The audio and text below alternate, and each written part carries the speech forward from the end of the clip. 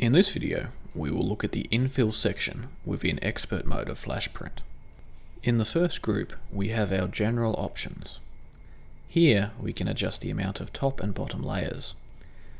This is useful to help provide a better finish on our model on both the top and bottom surfaces. Below that, we can now adjust our fill density as a percentage. 100% would be completely solid, while 0 would be hollow. Increasing the fill density will also increase the print time.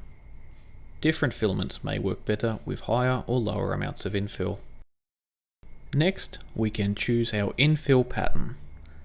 We have 4 options available to us: line, hexagon, triangle, and 3D. Hexagon is the strongest infill pattern, while line is the quickest for printing. Triangle provides a more even mix of lower print times and better strength than line. Finally, 3D fill is good for situations that don't require a lot of infill. Overlap perimeter is the percentage of overlap between the perimeter walls and the infill. The final option in our general section is vase mode. Turning vase mode on will create a hollow, open-topped model that will have only a single layer perimeter shell. It will also have no visible seams.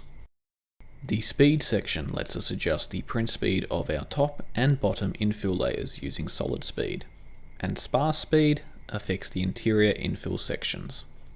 This option is a percentage of the base print speed that is in the settings in the General tab on the left side of the slicer window. Combine infill can speed up print speeds by combining overlapped infill within our model. We can adjust the settings for both solid and sparse infill.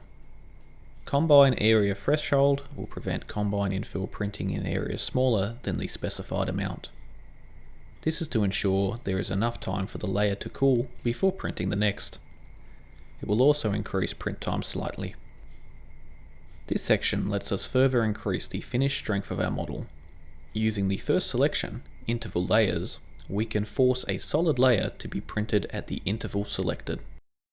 We can increase the amount of solid layers printed using this selection. The final section in infill is infill control density. Selecting this option allows us to add a control list that can be used to print variable infill percentages at the layers selected. We can add or delete controls using these 2 buttons.